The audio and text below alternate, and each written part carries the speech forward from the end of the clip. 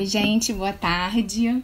Eu sou a Tamara, sou professora do Colégio Pedro II e componente do projeto de extensão Circularidade na Escola. E hoje nós decidimos fazer uma live para conversar um pouco com todo mundo, para poder abrir essa porta de diálogo também nesse período que a gente está em pandemia, que a gente está em distanciamento social, que a gente está nas nossas casas.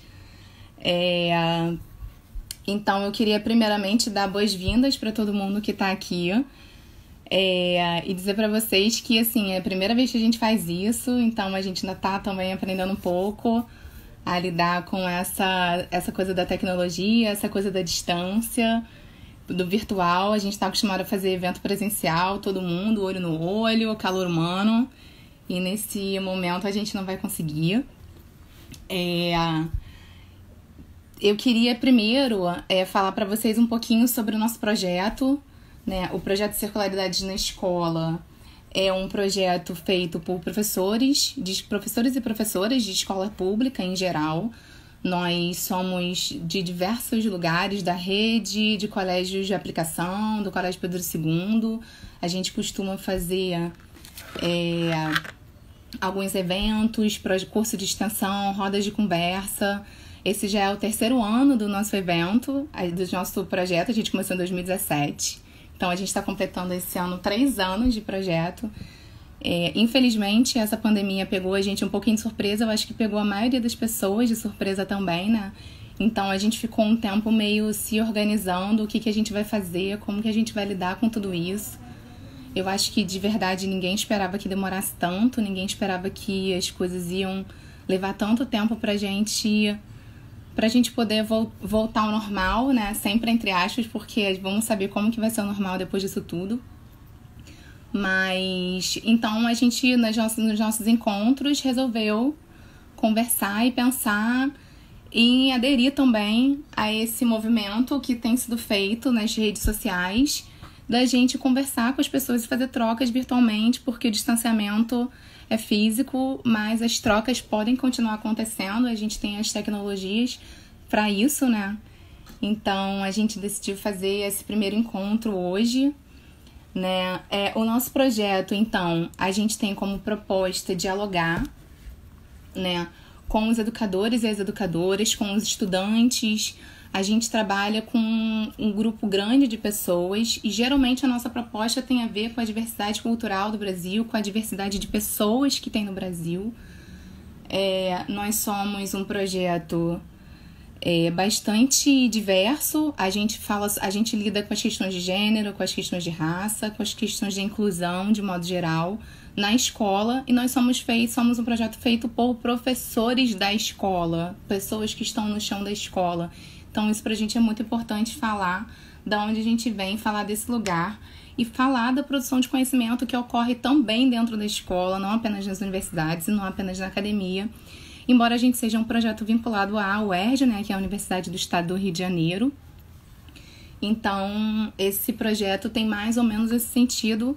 Depois quem não conhece ainda, pode seguir a nossa página aqui no Instagram, porque a gente pode... depois vocês vão ver mais coisas sobre as nossas propostas de trabalho e as nossas propostas de evento, de formação de professores, que infelizmente por enquanto está um pouquinho parada, tá? A convidada que vai participar com a gente hoje, eu acho que ela já está aqui. Eu acho que eu a vi passando ali nesses comentários embaixo. É a Rosineide Freitas, maravilhosa, que é professora do CAP-UERJ, mestre em educação, integrante da diretoria regional do Rio de Janeiro do Andes, militante da Coletiva Popular de Mulheres da Zona Oeste e do GT Zona Oeste do Feminegras do Rio de Janeiro. Rosineide maravilhosa, eu vou chamar a Rose. Gente, se acontecer alguma coisa, eu peço desculpas, que eu não costumo fazer lives, então eu não sei direito como fazer. Mas eu vou aqui convidar a Rose para entrar.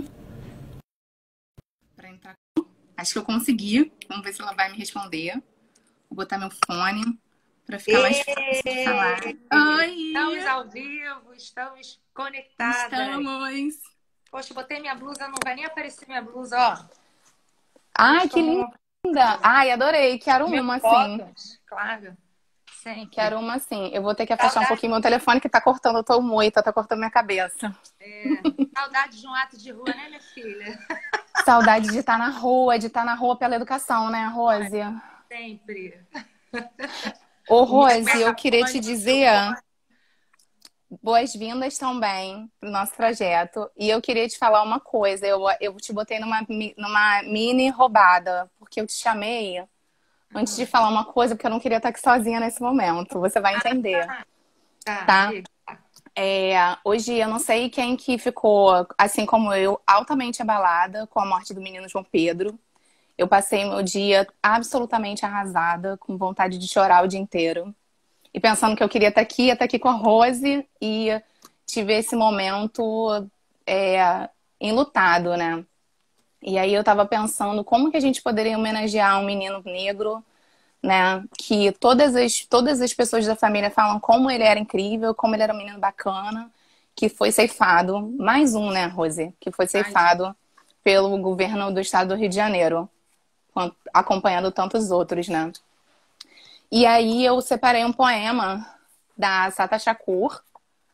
Eu não sei quem conhece a Sata Shakur, ela era Pantera Negra. Hoje é uma mulher que está exilada em Cuba, né? O governo dos Estados Unidos procura ela por determinadas coisas que eu não vou entrar nesse assunto agora. Mas a Sata tem vários escritos e ela tem uns poemas muito importantes. Na hora que eu pensei o que eu poderia fazer para homenagear já o João Pedro, eu até pensei da gente fazer um minuto de silêncio, sabe? Mas eu acho que silêncio não é o que a gente precisa nessa hora. A gente precisa falar. não. A gente precisa O falar mundo sobre o João exige da Pedro gente e voz, sobre grito. todos os outros que estão sendo ceifados da nossa vida. Então, eu separei um poema chamado Sangue Jovem. Esse livro aqui é uma edição da Reaja ou Será Morta. Depois a gente pode colocar a informação aí no Instagram do Circularidade, tá? O nome do poema é Sangue Jovem. Eles pensam que mataram você, mas eu lhe vi ontem em pé com as mãos no bolso, esperando o momento de tudo acontecer. Eu vi você sorrindo, seu sorriso foda-se, sangue em seus olhos, o seu coração bombeando liberdade, sangue jovem. Eles pensam que mataram você, mas eu lhe vi ontem no parquinho, pele preta, suada, brilhante, lançando sua bola bomba no aro bem no alvo. Não haverá jogo da próxima vez, porque você não estará jogando duramente. Eles pensam que mataram você, mas eu lhe vi ontem, com as costas contra a parede, músculos abaulados contra as correntes, olhos absorvendo verdade, lábios falando dela, coração aprendendo a como amar, cabeça aprendendo a quem odiar, sangue pronto para fluir para a liberdade, sangue jovem. Sangue jovens não tem sangue para desperdiçar em seringas, em chãos de bar, em terras estranhas, retardando a liberdade de outros sangues jovens. Nós não precisamos de sangue cansado, nenhum sangue anêmico, não há formação de coágulos sanguíneos no nosso corpo novo. Eles pensam que mataram você, mas eu lhe vi ontem. Todos aqueles sangues jovens devem lhe dar uma transfusão. Todo aquele sangue forte, todo aquele sangue rico, fluindo desde suas veias para o amanhã. Eu acho esse poema muito forte e eu acho que João Pedro merece muito mais, né? Do que isso. Então, Ele vai exigir da gente luta, né? É achei. engraçado. Engraçado não, né? Quer dizer, é isso, né? Primeiro, não tem como ouvir isso e não chorar, mas a gente respira fundo, a gente é mulher preta e a gente chegou até aqui com muita luta. Não foi Verdade. sem luta, não foi sem enfrentamentos pessoais, enfrentamentos coletivos. Mas como que eu ouvi essa semana, e aí não tem como emocionar muito, né? Eu ouvi essa semana a Mônica Cunha, que é da Fundação Boneco, falando sobre as operações em plena pandemia, né? E ela falava, infelizmente, eu vou ver, e ela anunciava isso, eu vou ver mais mães se juntando com a nossa luta, porque serão mulheres vítimas da violência do Estado, né? Aí a gente vê a reportagem, a mãe de João Pedro falando, ele era um menino preto. Não é porque ele é um menino preto que ele é bandido. E aquela mãe já em luta, na porta da delegacia falando, eu não vou deixar que a polícia torne meu filho bandido para livrar a cara deles. Quer dizer, não é permitido nem viver o luto, porque automaticamente se transmuta em luta. E aí é importante que a gente sinalize o seguinte, e isso é a crueldade na necropolítica, né? A gente precisa colocar a execução dele como algo grave, analisando como ele era perfeito, como ele era bonito, como ele era estudioso. E se ele fosse socialmente feio? E se ele não gostasse de escola? E se Exatamente. ele na rua? Ele poderia ser executado? Então, quer dizer que justifica-se a comoção por uma vida se essa vida se aproxima de um ideário branco de coisa boa, de gente boa, de gente bonita, etc. Cara, a gente precisa falar sobre isso. Na execução daquela... Chegou meu café, que eu pedi minha filha fazer café pra mim. Na execução... Eu também tô tomando chá. Ah, minha filha se queimou, meu Deus. Joga água. Põe de molho na água, meu Deus, minha filha se queimou. Enfim, que bom que ela se queimou, que tá sentindo dor, porque tá viva, tá aqui comigo, tá em casa. É uma loucura, né? A gente tem que ser grato por esse tipo de coisa. Exatamente, é uma merda. Porque a gente sabe que tem umas situações muito mais dolorosas, né? Para as pessoas como nós também, né, Rose? E aí eu me lembro da execução daquela menina que foi executada com um tiro na van. Ágata. A mãe foi para a televisão falando: olha como minha filha é linda, ela fazia balé. Ela fazia aula de inglês. Pois bem, se fosse uma menina que rebolasse a raba no baile funk, se ela tivesse traços bem negroides, se ela fosse gorda, a morte dela não seria sentida.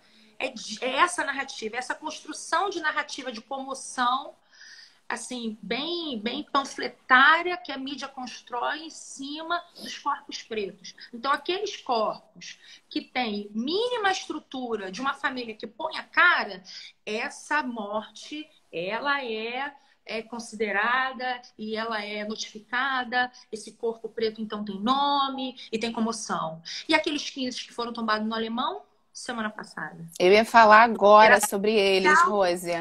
Aquela imagem daquela mãe. E que o governo falou pra gente não ficar preocupado que ninguém ali não era inocente. É isso. Gente, a gente decreta. Pelo amor de Deus, né? O Estado decreta a pena de morte, mas não é qualquer pena de morte. É pena de morte para o corpo preto. É pena de morte para o corpo jovem preto.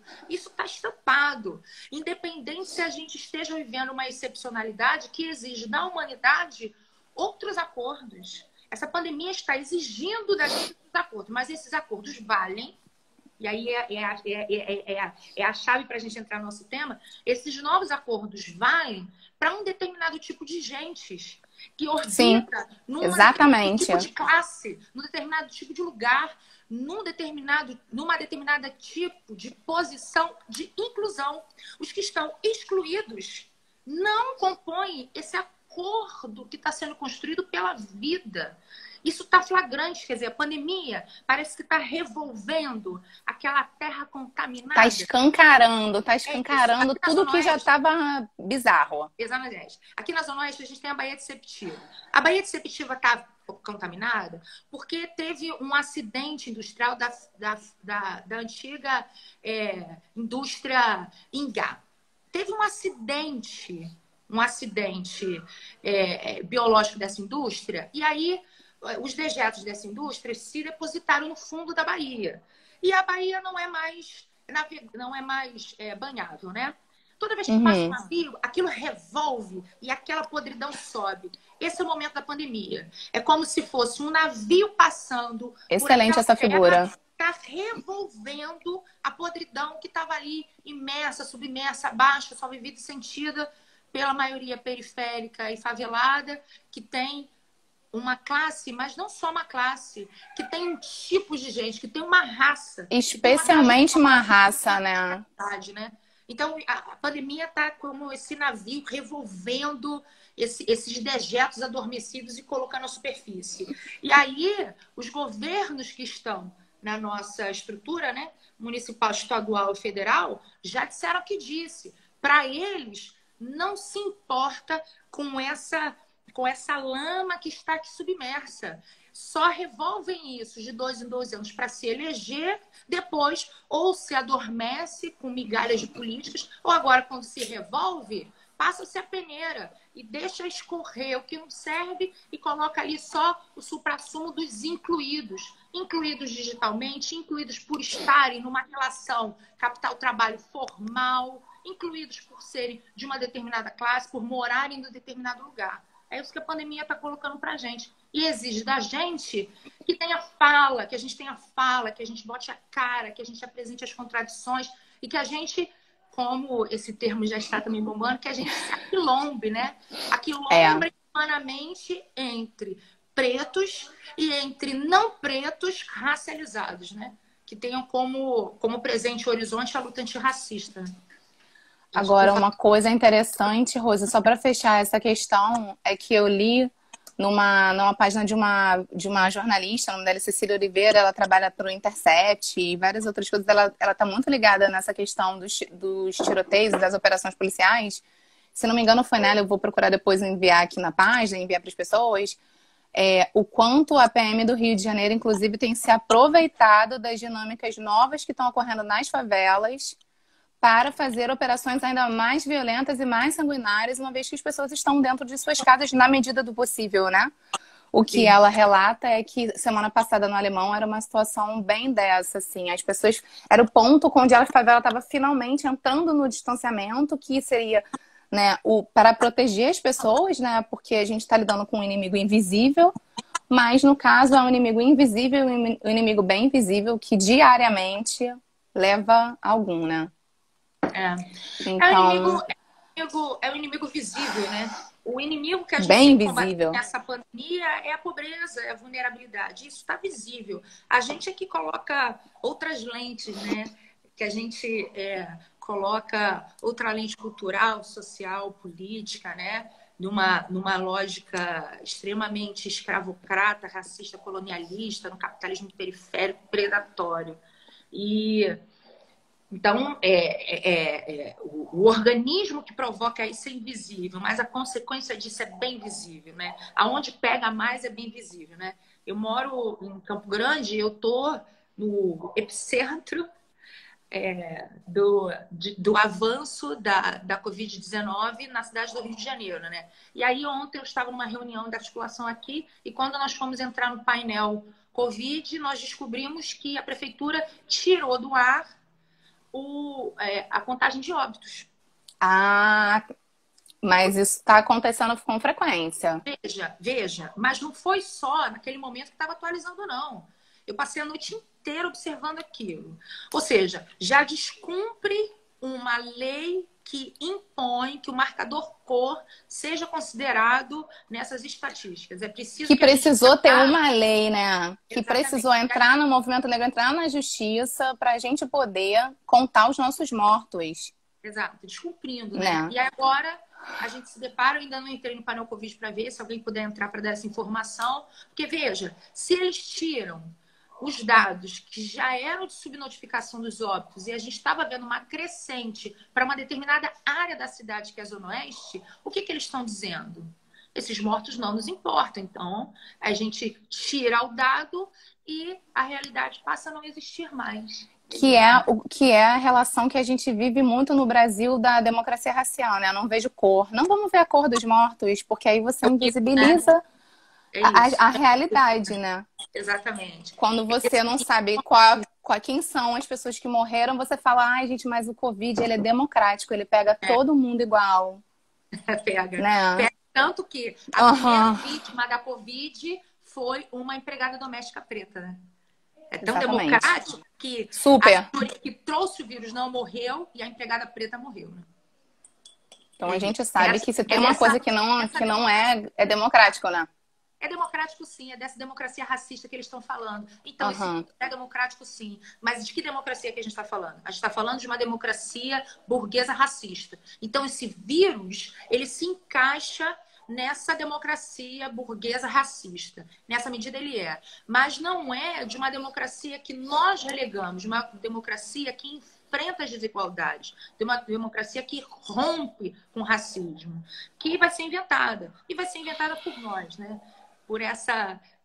vou fazer um trocadilho maravilhoso, por essa circularidade de pensamento, multiplicidade, representações, falas, corpos, sujeitos. É dessa forma que a gente vai inventando. E a gente inventa nos diferentes espaços. A gente inventa uma democracia no espaço da educação formal, a gente inventa uma democracia nos espaços de moradia, a gente inventa uma democracia nas relações que a gente faz com os pais, a gente vai inventando essa democracia, que ainda não está institucionalizada, mas quem é revolucionário acredita na transformação, um dia a gente chega para espraiar cada vez mais essa democracia que a gente constrói. Rose, eu queria aproveitar que a gente está falando dessas questões da democracia e das desigualdades, na verdade, né? Para falar um pouco sobre a educação mais diretamente. E aí eu queria te perguntar, a gente está vendo toda essa situação do pedido de adiamento do Enem, né? Que a gente tem acompanhado já há algumas semanas durante esse período todo de calamidade. E a gente vê, por exemplo, uma grande propaganda das ferramentas de EAD, né, das ferramentas tecnológicas para meio quase que substituir, vamos dizer assim, não sei se é o termo exato, mas mais ou menos para substituir, né, a aula que os adolescentes e as crianças não estão tendo agora. E eu queria saber se você poderia fazer para a gente assim, meio que um panorama dessa situação. E aí eu vou aproveitar para a gente fazer esse recorte racial mesmo, sabe, Rose?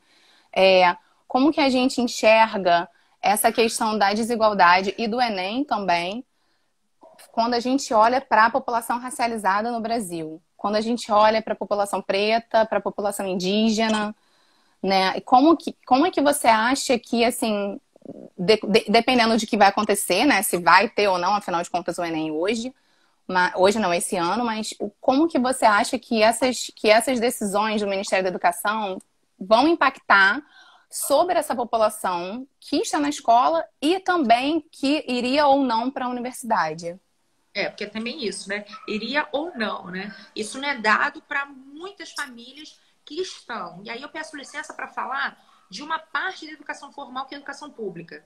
Porque aqui eu quero pedir licença para não comentar sobre as esferas particulares. Porque para estas esferas particulares está sendo desenvolvido o conteúdo programático e o planejamento. Assim. Já há uma adaptação para as plataformas, a gente já viu diferentes fotos bizarras de crianças na frente da tela, de famílias se impondo no processo de ensino-aprendizagem, entende? E isso está diretamente associado não só à precarização do trabalho docente, à precarização da aprendizagem, mas de um sobretrabalho, uma sobrecarga para as crianças e para os professores, porque essas são as pontas que sofrem.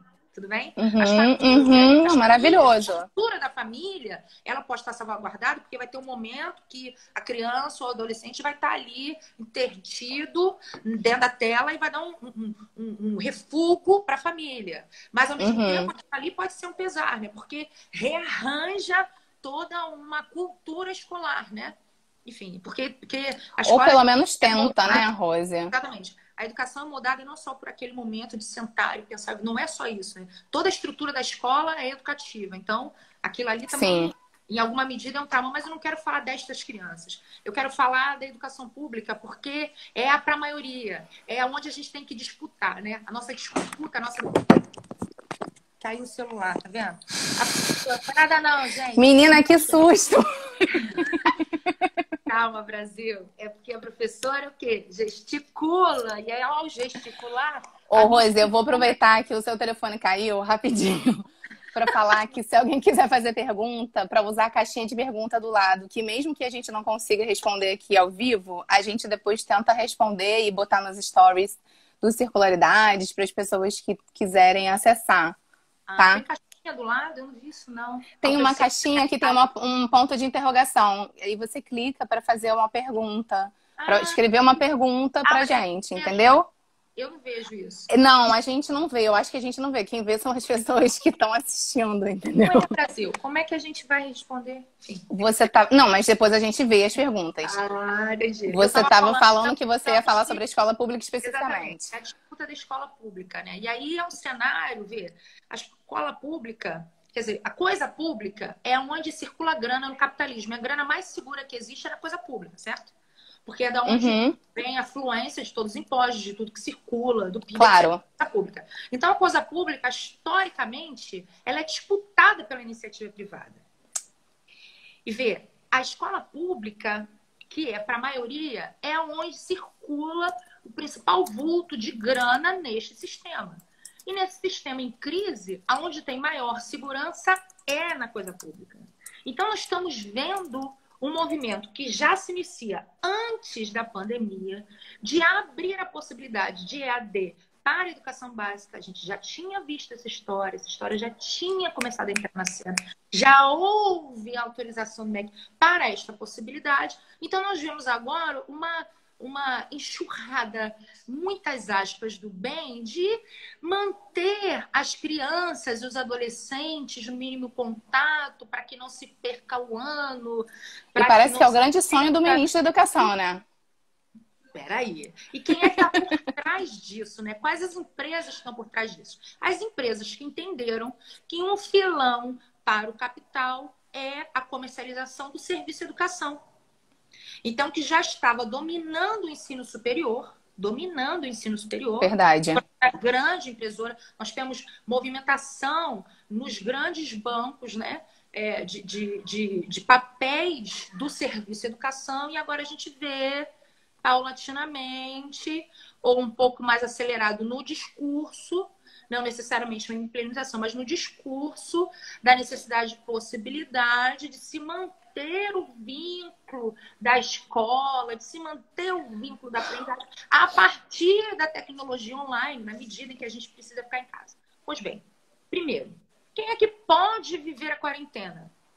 A quem há a possibilidade de viver a quarentena? Bem, aquelas famílias que têm seu emprego formal e que, na relação capital-trabalho, não se viu diminuída na sua renda. Então, essas famílias são de uma determinada classe.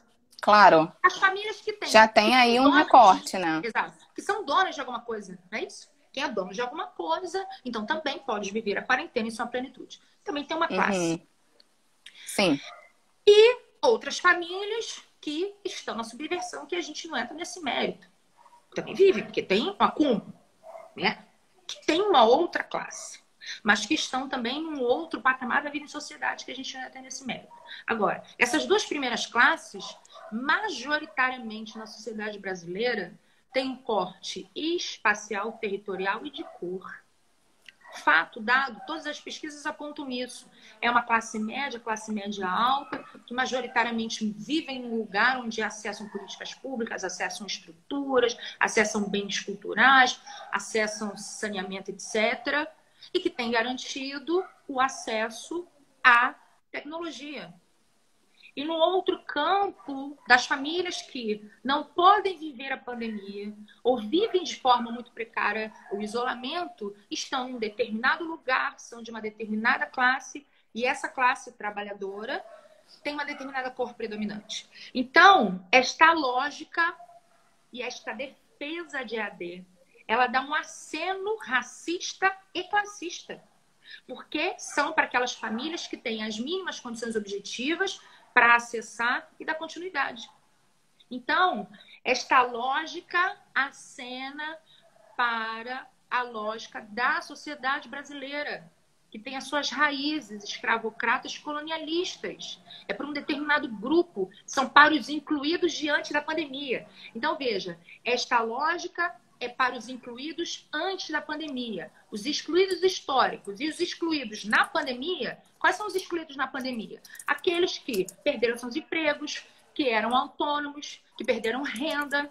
Então, não tem mais a possibilidade de garantir uma internet de qualidade, não tem possibilidade de ficar em casa.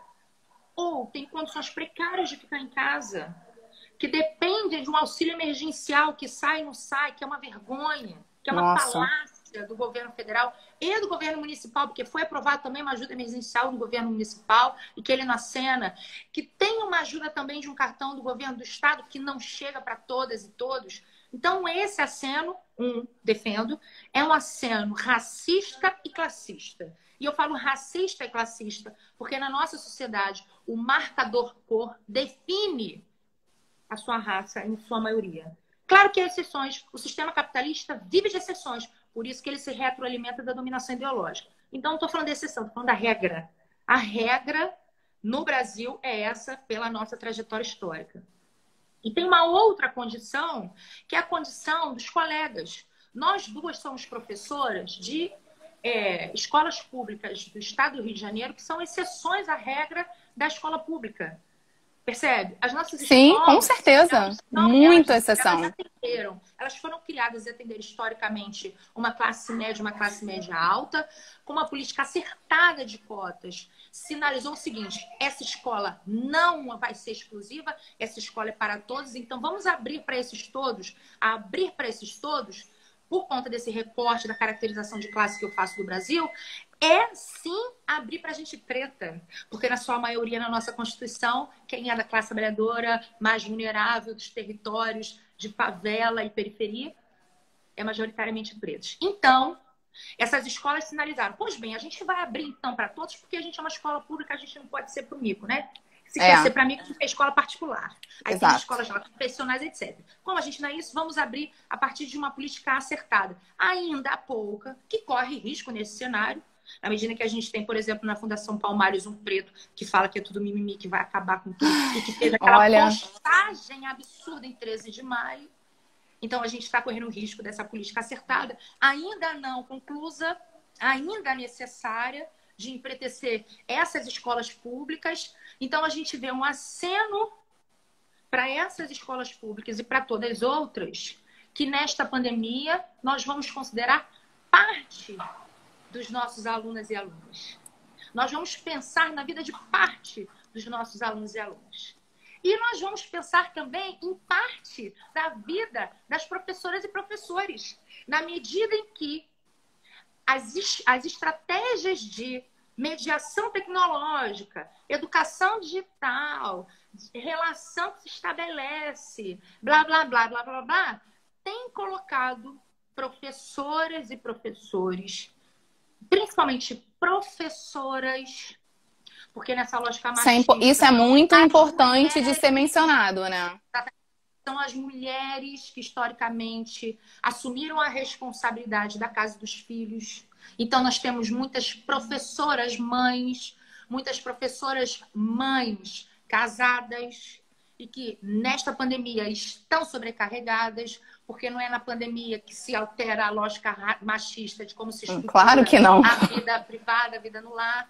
Então, também está dando um aceno para um conjunto de professoras e professores, e principalmente professores, que não nos importamos com vocês. Deem o seu jeito. E aí a gente vê também um cenário de precarização do trabalho de precarização, de exposição do trabalho docente, sobrecarga do trabalho docente e de um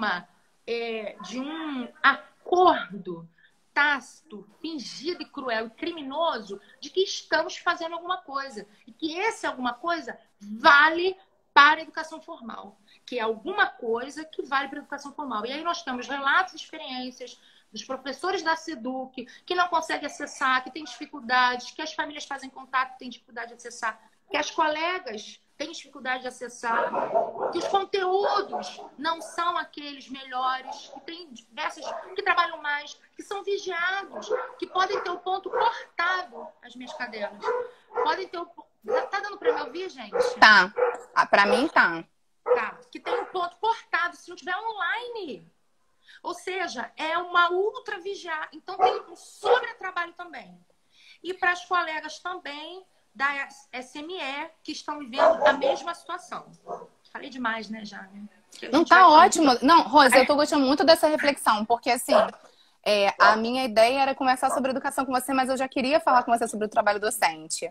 Porque eu acho, assim, né, essa questão que aconteceu hoje do menino João Pedro meio que me abalou, então eu fiquei meio desnorteada o dia inteiro. Mas, assim, eu acho que são dois pontos muito importantes para a gente pensar a educação nesse momento de pandemia, que é a população que é mais vulnerável, que é a população que está sempre ficando de fora de todas as medidas do Brasil desde 1500, e agora a gente fica se falando de democrático, de não sei o quê, mas na hora a gente ouve de pessoas que, gente, alguns vão ficar para trás. né? Desde os governantes até várias pessoas por aí. Alguns, infelizmente, vão ficar para trás. E justamente os de sempre, né? Isso é uma coisa curiosa que eu acho que a gente precisava mesmo abordar. E também a questão do trabalho docente, porque eu sei que você é uma pessoa muito engajada na questão trabalhista, por isso eu queria também que você falasse sobre isso, porque, assim, é isso que você está comentando. A gente tem um excesso de trabalho. Você ouve relatos de todas as colegas que estão trabalhando nesse período, dando aula, de como elas estão trabalhando mais do que elas trabalhavam antes. Sim. Muito mais. Sendo que isso que você falou, né? Na nossa sociedade, as mulheres também têm a carga da casa e dos filhos. Sim. E dos idosos, que a gente está esquecendo, mas também dos idosos. Então, nós somos um país que a gente tem lá. Sabe por quê? Exatamente. Tem uma característica aqui, por exemplo, na Zona Oeste. Nós vemos muito mais homens na rua e homens desprotegidos do que mulheres. Quem é responsável pela limpeza da casa e pelo cuidado, pela proteção da casa são as mulheres. Sabe? As mulheres que vão ter a preocupação de colocar uma máscara, de fazer uma higienização de tudo que compra, de fazer uma higienização da roupa, dos sapatos, de lavar roupa. São as mulheres que fazem isso, entende? E aí as mulheres de diferentes camadas. Diferentes camadas, eu não incluo a classe média alta, porque ela tem outras mulheres. Que não outras mulheres que estão lá também. Delas. E aí a gente vê de forma abissal o presidente, um dos governadores lá do Nordeste, se não me engano, considerando o trabalho Foi do Pará. Foi do Pará, Rose. Pará do Norte. Isso. Que, aliás, está com essencial. Casos altíssimos, gravíssimos de letalidade. Altíssimos. Considera a atividade doméstica essencial. Essencial porque é de uma branquitude. Porque a branca não pode lavar o próprio banheiro, né, Rose, um dia. Isso, né? Ao ser servida, né? Não tem responsabilidade, nunca teve que assumir a responsabilidade pela subsistência da sua própria vida. Então, o cuidado, o limpar, o cuidar, o cozinhar é a tarefa de um outro, que não é dela. Ela precisa ter tempo para pensar, para fazer, para sair, para elaborar, para representar, etc. Para a vida pública, né? Para o gozo da vida. Não se preocupar com o que de comer, como comer, o que vestir, se está limpo, se está sujo. Esse não é uma preocupação dessa determinada classe que tem uma cor que expressa, né? Então, não, esse trabalho é essencial na medida que não vão fazer, né? É uma loucura. E diferente de uma outra determinada classe que precisa se preocupar o tempo todo de garantir a manutenção da sua subsistência. Do que comer, do que vestir, de onde morar, como morar. E como garantir a vida, manter-se vivo, também é uma condição essencial para os de baixo, para os mais vulneráveis, para os periféricos favelados, né? E aí o governador vem dizendo que é o seguinte, olha, a nossa política, então, de combate às drogas é extermínio da população preta. É isso que ele fala. O combate às drogas é o extermínio da população preta. Você ser um preto de favela, você é um bandido até que se prove automaticamente. E para a democracia, você é inocente até que se prove o contrário, para uma democracia branca, para nosso olhar, nós somos suspeitos, nós somos bandidos até que se prove o contrário. É uma inversão disso, né? Mas, só terminando de comentar aqui, uma colega escreveu aqui para a gente, sinalizou, que também, quer dizer, num outro patamar de preocupação é a educação especial. Como que um conjunto de crianças e adolescentes estavam no processo de inclusão, ainda precarizado em muitos pontos, ainda com questões, mas se colocando... Muita gente dependendo de mediador o tempo inteiro, né? O tempo inteiro na escola. Né? Quer dizer, se colocando num espaço que é de direito, que é o acesso à educação. Como que isso é desconsiderado? Completamente. Jogado assim, para o fundo do mar, e é neste fundo do mar o navio nem passa, né? Porque nem é comentado, mínimo de acessibilidade. Então, é relegar estas crianças e adolescentes ao século passado, onde estavam muito mais em casa, muito mais no espaço privado, muito mais... Escondidos, né? Estavam escondidos. É isso. Escondidos, a verdade é essa. Exatamente. Então a gente está retrocedendo meio século para a dimensão da educação especial, eu penso, à medida que a gente não vai conseguir dar conta, e não tem que dar conta mesmo. Agora, o que eu queria comentar também é o seguinte: eu acho que, para a gente que lida com a educação pública, com a coisa pública, a gente tem que ter muito escuro as defesas que a gente tem que fazer e quais mediações que a gente pode fazer, né? Ai, que Não é ótimo. mediação Eu ia te fazer tecnológica, essa não. pergunta, É mulher, para mediação, terminar. não é mediação tecnológica, é mediação com a realidade. A realidade está nos impondo que a gente repense também o EJA. Uma amiga está comentando aqui também o EJA. É. A realidade está nos impondo repensar a dimensão do tempo. Porque o tempo é outro.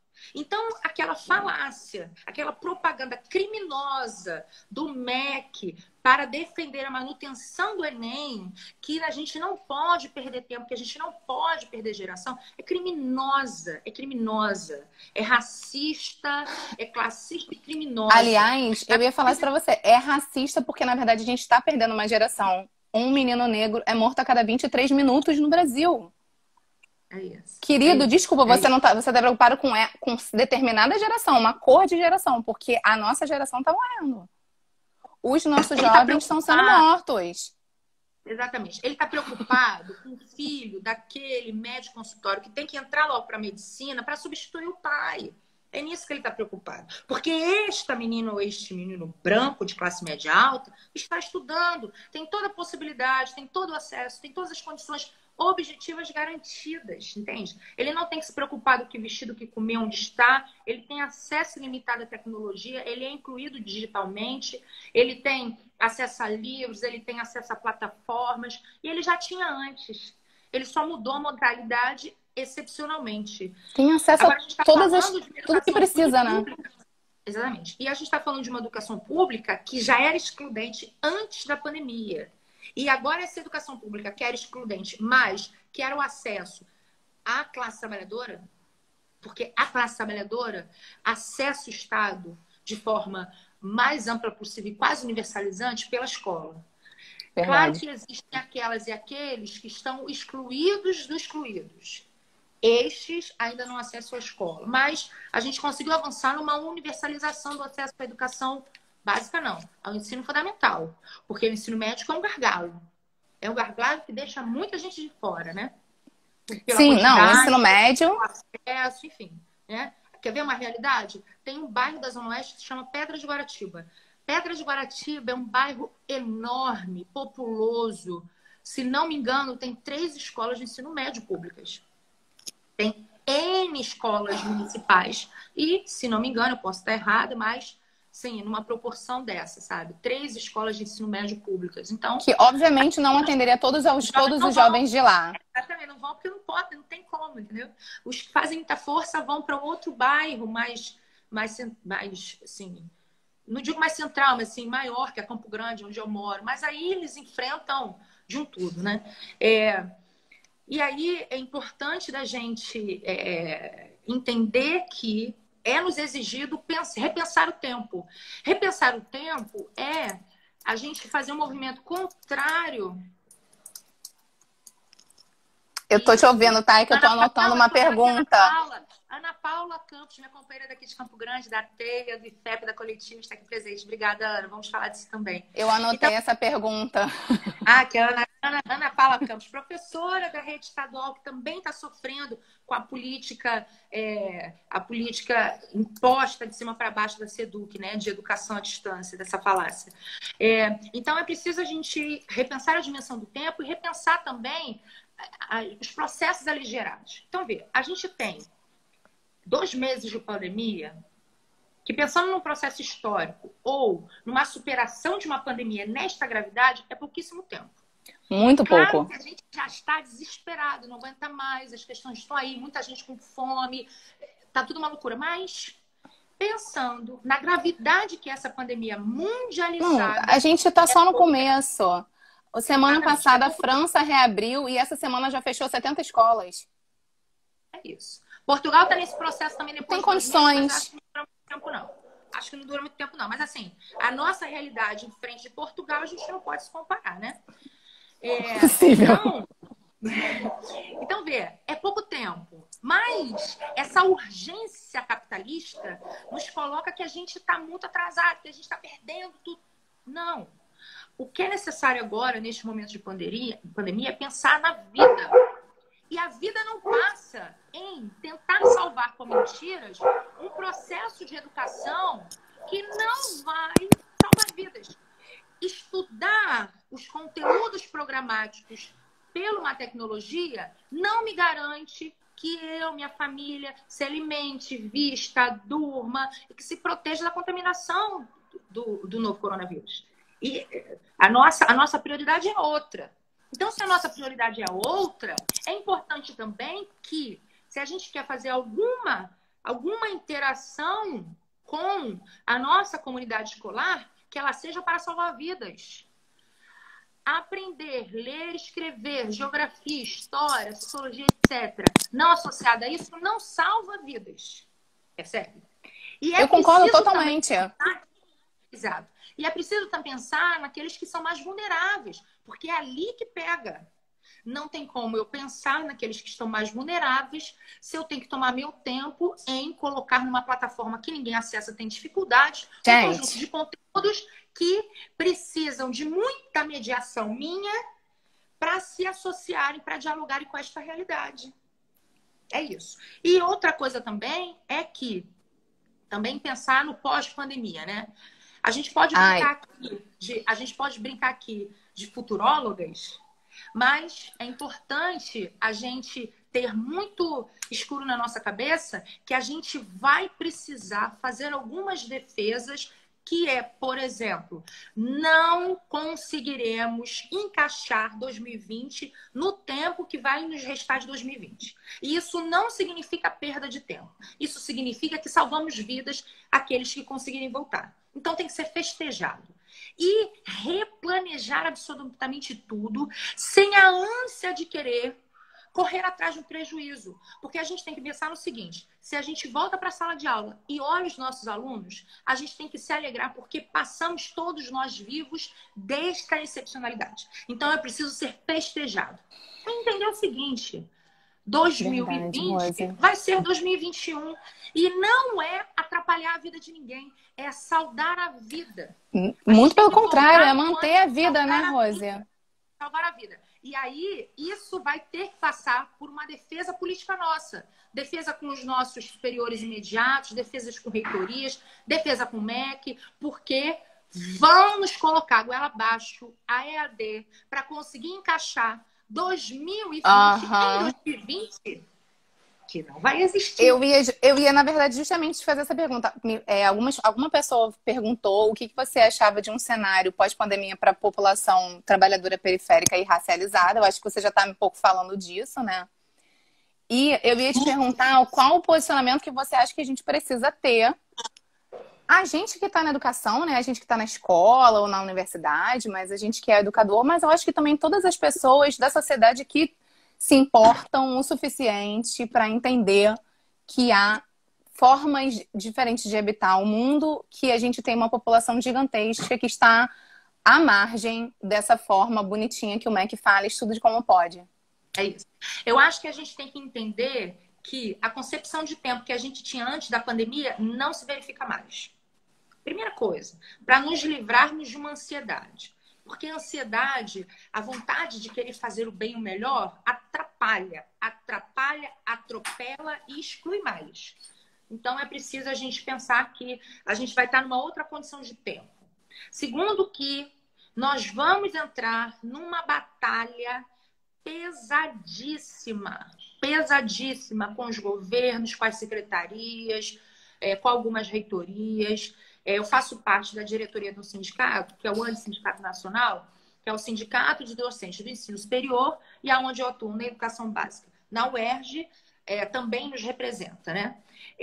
E o nosso sindicato já está sinalizando, já tem peças sinalizadas, por exemplo, com uma luta que está sendo colocada agora, que é o trabalho remoto para os professores do ensino superior público federal. O trabalho remoto tem emperrado, colocado um nível de controle absurdo num tempo de excepcionalidade. Então, você tem que mandar planejamento, plano de trabalho, plano de sei do quê, e atender, e fazer na hora, e preencher planilhas, e dizer, inclusive, informações da sua vida, se tem comorbidade ou não. Então, já está se desdenhando uma política... Informações da nossa vida, né? Que loucura. Exatamente, é uma loucura. Então, a gente precisa se posicionar agora. Se posicionar agora em diferentes dimensões de luta. A dimensão de luta política, a dimensão de luta jurídica. E isso vai exigir da gente que a gente se implique mais nessas lutas. Ou seja, a gente vai ter que se expor. Não tem pra onde correr. Não tem como. Não tem como ficar em cima do muro, né? Mais ou menos. Mais. Se você fica em cima do muro, você é bolsonarista. Eu concordo. Fato. Pra mim, sim. Se você fica em cima do muro, tu é bolsonarista. Porque na medida que tu diz que tu faz uma mediação com o que não dá pra mediar. Entende? Deixa eu aproveitar que você está falando do trabalho, que uma pessoa perguntou sobre a questão do assédio moral. Como que você vê a questão do assédio moral dentro disso tudo? Uma coisa que eu quero te falar, eu acho que tá chegando a 1 hora. Eu não sei se vai cair. Eu tô olhando para ele, que eu tô vendo no meu computador, mas eu acho que ainda deve ter uns 5 minutos. Então acho que dá para fechar, pelo menos. Ó, a gente já tá vivendo um ambiente de assédio moral gravíssimo e para aqueles e aquelas que são trabalhadores formais, é preciso tensionar o seu instrumento de classe, que é o sindicato, para te proteger. Aí você fala assim, mas eu tinha um sindicato que não era muito atuante. Nós também tensionamos o sindicato para que ele seja atuante, percebe?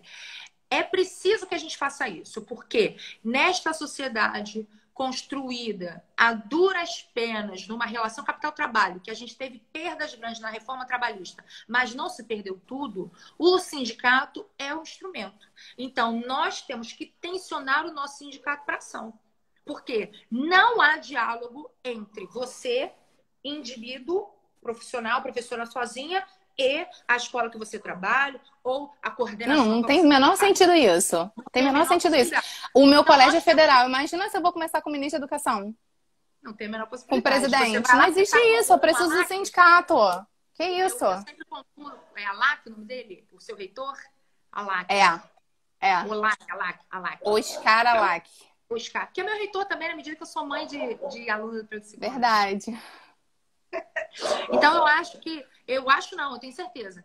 Essa é a saída. Esse é o momento da gente, na contramão do que estão colocando pra gente, que é o esvaziamento dos sindicatos, que a gente tem que ocupar caixa, tensionar. Todos os sindicatos têm o setor jurídico, então coloca o setor jurídico para se movimentar. E outra coisa, sempre ações coletivas. Porque se for individual, você vai ser a pessoa que vai ser exonerada, etc, etc. Nós vivemos há muito tempo atrás o processo do Pedro Rosa, o professor Pedro Rosa, Seduc.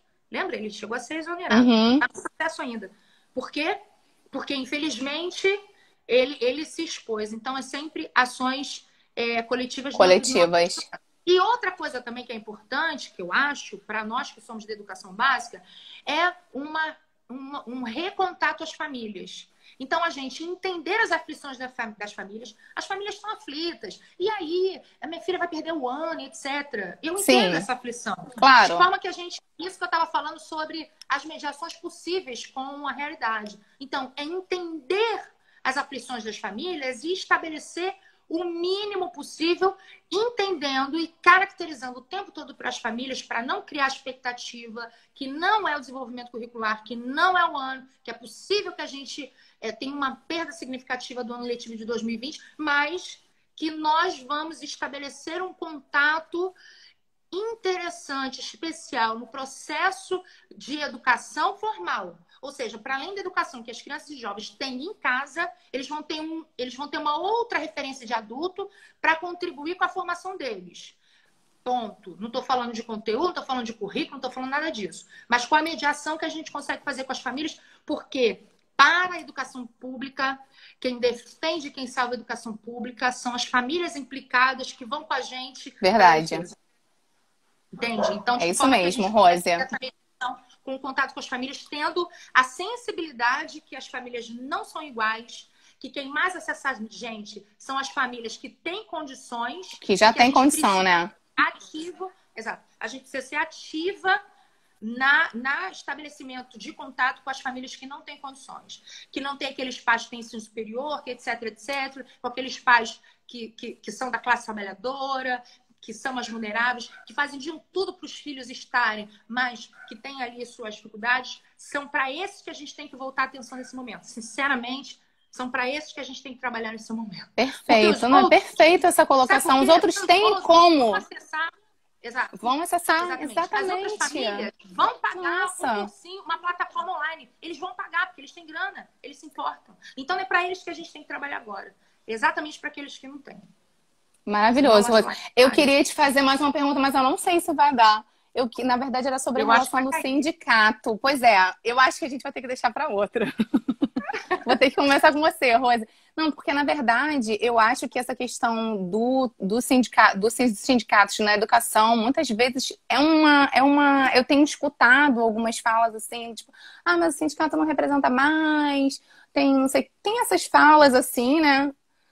No sentido daquela hashtag não me representa, mas que, gente, claro que representa, mas eu, na verdade, eu queria super conversar com você sobre isso. E, assim, eu acho que porque eu vejo que nesse cenário que você colocou, da necessidade da luta coletiva, não tem outra forma da gente lutar.